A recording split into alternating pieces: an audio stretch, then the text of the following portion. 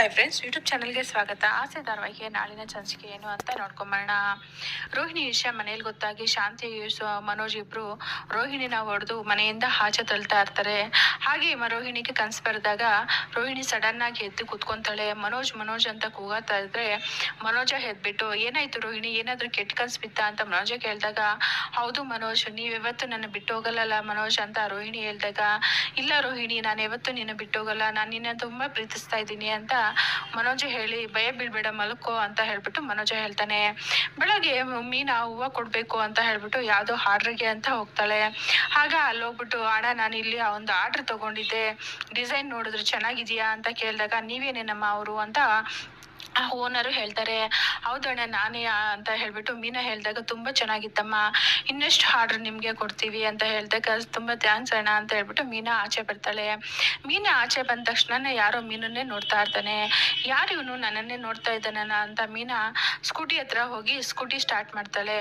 ಆದ್ರೇನು ಮತ್ತೆ ಹಿಂದೆ ತಿರುಗಿ ನೋಡಿದ್ರೆ ಅವ್ನು ಮೀನನ್ನೇ ನೋಡ್ತಾ ಇರ್ತಾನೆ. ಇವನು ಯಾರು ನನ್ನನ್ನೇ ನೋಡ್ತಾ ಇದ್ದಾನಲ್ಲ, ನನ್ನನ್ನ ಬೇರೆ ಯಾರನ್ನೋ ಏನೋ ಗೊತ್ತಿಲ್ಲ ಅಂತ ಹೇಳ್ಬಿಟ್ಟು ಮೀನಾ ಅಲ್ಲಿಂದ ಸ್ಕೂಟಿ ಸ್ಟಾರ್ಟ್ ಮಾಡ್ಕೊಂಡು ಹೋಗ್ತಾಳೆ.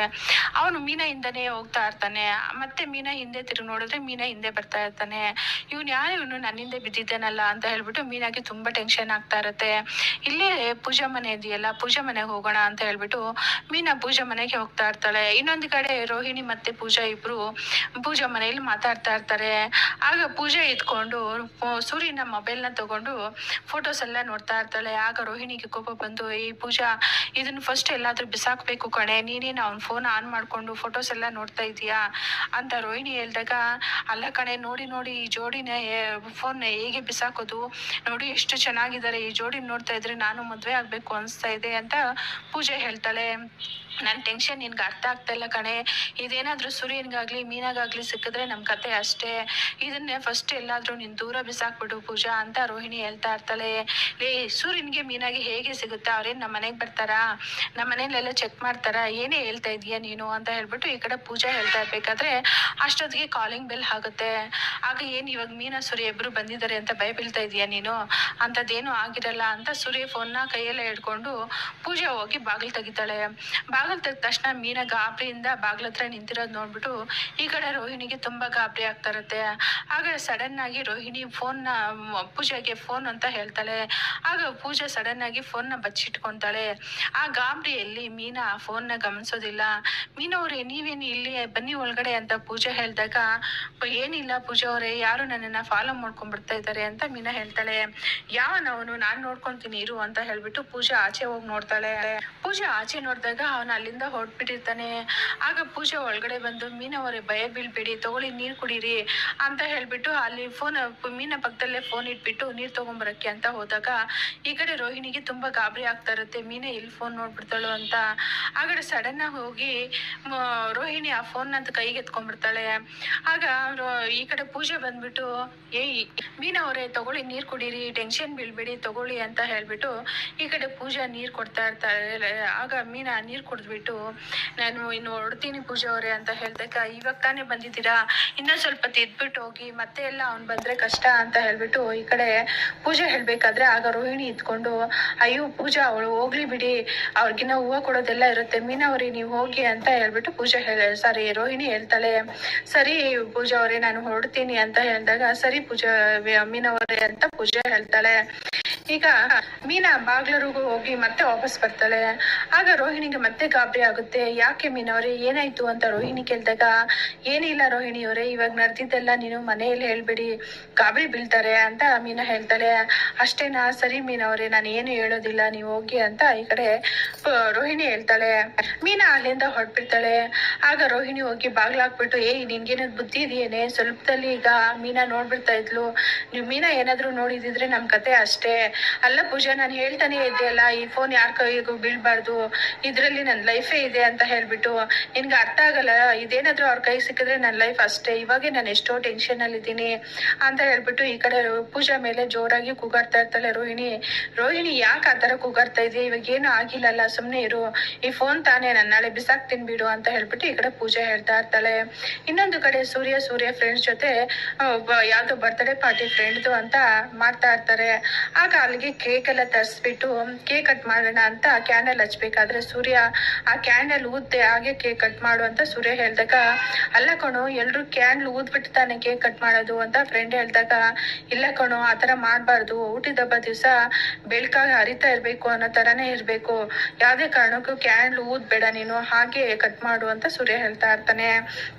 ಅಷ್ಟೊತ್ತಿಗೆ ಫ್ರೆಂಡ್ ತಮ್ಮ ಬರ್ತಾನೆ. ಆಗ ಸೂರ್ಯ ಇವ್ ನನ್ನ ಫ್ರೆಂಡ್ ಕಣೋ ಅಂತ, ಸಾರಿ ನನ್ನ ತಮ್ಮ ಕಣೋ ಅಂತ ಹೇಳ್ಬಿಟ್ಟು ಸೂರ್ಯನ್ಗೆ ತಮ್ಮನ್ನ ಪರಿಚಯ ಮಾಡಿಸ್ತಾ ಇರ್ತಾನೆ. ಹೌದಾ ಅಂತ ಹೇಳ್ಬಿಟ್ಟು ಈ ಕಡೆ ಸೂರ್ಯ ಕೂಡ ಪರಿಚಯ ಮಾಡ್ಕೊಂತಾ ಇರ್ತಾನೆ. ಸೂರ್ಯ ನಮ್ಮ ಮನೆಯಲ್ಲಿ ಓದಿರೋದು ಒಳ್ಳೆ ಕೆಲ್ಸದಲ್ಲಿರೋದು ಅಂದ್ರೆ ಇವನೊಬ್ನೇ ಕಣೋ ಅಂತ ಹೇಳ್ಬಿಟ್ಟು ಹೇಳ್ದಾಗ, ಹೌದಾ ಬ್ರದರ್ ಅಂತ ಹೇಳ್ಬಿಟ್ಟು ಸೂರ್ಯ ಹೇಳ್ತಾ ಇರ್ತಾನೆ. ಆದ್ರೆ ಒಂದು ಮೈನಸ್ ಪ್ಯಾಂಟ್ ಇದೆ, ಇವನು ಲವ್ ಮಾಡೇ ಮದ್ವೆ ಆಗ್ಬೇಕು ಅಂತ ಆಟ ಮಾಡಿ ಕೂತ್ಕೊಂಡಿದ್ದಾನೆ ಅಂತ ಹೇಳ್ಬಿಟ್ಟು ಆ ಫ್ರೆಂಡ್ ಹೇಳ್ದಾಗ, ಇದೇನಪ್ಪಾ ನಿನ್ಗೆ ಈ ತರ ಅಂತ ಸೂರ್ಯ ಕೇಳ್ತಾನೆ. ಹೌದು ಬ್ರದರ್, ನಾನು ಮದ್ವೆ ಆಗಿ ಪ್ರೀತಿ ಮಾಡೋದು ನನ್ಗೆ ಇಷ್ಟ ಆಗಲ್ಲ, ಪ್ರೀತಿ ಮದ್ವೆ ಆಗ್ಬೇಕು ಅಂತ ನನ್ನ ಲೈಫಲ್ಲಿ ನಾನು ಅನ್ಕೊಂಡಿದೀನಿ ಅಂತ ಹುಡ್ಗ ಹೇಳ್ತಾನೆ. ಆಯ್ತು ಹಾಗೆ ಮಾಡು ಅಂತ ಹೇಳಿ ಸೂರ್ಯ ಹೇಳ್ಬೇಕಾದ್ರೆ, ಆಯ್ತು ಹಾಗೆ ಅಲ್ಲಪ್ಪ ನೀನೇ ಗುರು ಆಗ್ಬೇಕು ಅವನ್ಗೆ ಅಂತ ಫ್ರೆಂಡ್ ಹೇಳ್ದಾಗ, ಏನೋ ಹೇಳ್ತಾ ಇದೀಯಾ, ನನ್ಗೇನು ಬರುತ್ತೆ ಇದ್ರಲ್ಲಿ ಅಂತ ಸೂರ್ಯ ಹೇಳ್ತಾನೆ. ನೀವು ಸಿಸ್ಟರ್ ಇರೋದು ನಾನು ತುಂಬಾ ಜನ ನೋಡಿದೀನಿ, ನೀವು ಲವ್ ಮಾಡಿ ಮದ್ವೆ ಆಗಿರೋ ತರಾನೇ ಹೇಳ್ತೀರಾ, ನೀನಾದ್ರೆ ಸರಿ ಹೋಗುತ್ತೆ ಸೂರ್ಯ, ನೀನ್ ಅವನ್ಗೆ ಹೇಳಿಸ್ಕೊಡು ಯಾವ ತರ ಹುಡ್ಗಿಗೆ ಯಾವ ತರ ಪ್ರಪೋಸ್ ಮಾಡ್ಬೇಕು, ಏನ್ ಮಾಡ್ಬೇಕು ಅಂತ ಹೇಳ್ಬೇಕು ಅಂತ ಫ್ರೆಂಡ್ ಹೇಳ್ದಾಗ, ಆಯ್ತು ಬಿಡಪ್ಪ ನಾನೇ ಹೇಳ್ಸ್ಕೊಡ್ತೀನಿ ಅಂತ ಹೇಳ್ಬಿಟ್ಟು ಆ ಹುಡುಗನ್ನ ಕರ್ಕೊಂಡು, ಬಾರಪ್ಪ ತಮ್ಮ ಹೇಳ್ಸ್ಕೊಡ್ತೀನಿ ಅಂತ ಸೂರ್ಯ ಕರ್ಕೊಂಡು ಹೋಗ್ತಾನೆ. ಆಗ ಆ ಹುಡ್ಗಿ ಯಾರು ಏನು ಹೆಸರು ಕೇಳಿದ್ಯಾ ಅಂತ ಸೂರ್ಯ ಕೇಳಿದಾಗ, ಇಲ್ಲ ಅಣ್ಣ ಇನ್ನ ಏನು ಕೇಳಿಲ್ಲ, ಬರೀ ಹುಡ್ಗಿನ್ ನೋಡ್ತಾ ಇದ್ದೀನಿ ಅಷ್ಟೇ, ಆದ್ರೆ ಅವ್ರ ಕಡೆಯಿಂದ ಯಾವ ರಿಯಾಕ್ಷನ್ ಇಲ್ಲ ಅಂತ ಹುಡ್ಗ ಹೇಳ್ತಾನೆ.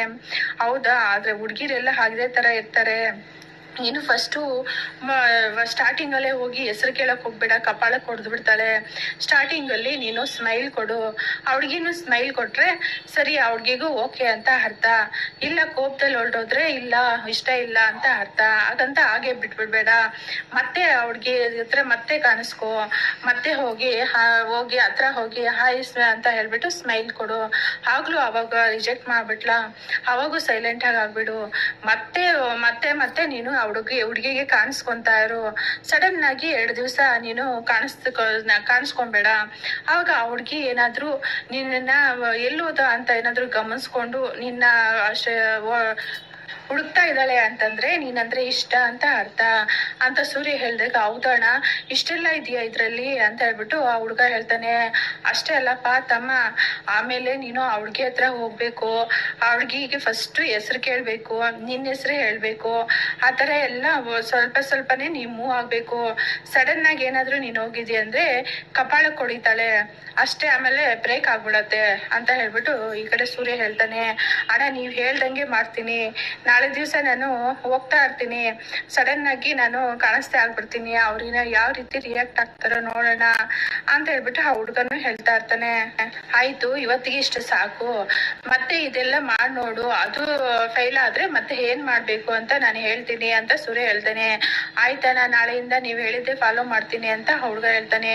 ಇಲ್ಲಿಗೆ ಈ ಸಂಚಿಕೆ ವಿಡಿಯೋ ಮುಕ್ತ ಆಯ್ತು. ಈ ವಿಡಿಯೋ ಇಷ್ಟ ಆದಲ್ಲಿ ಒಂದು ಲೈಕ್ ಮಾಡಿ, ಸಬ್ಸ್ಕ್ರೈಬ್ ಮಾಡಿ. Thank you.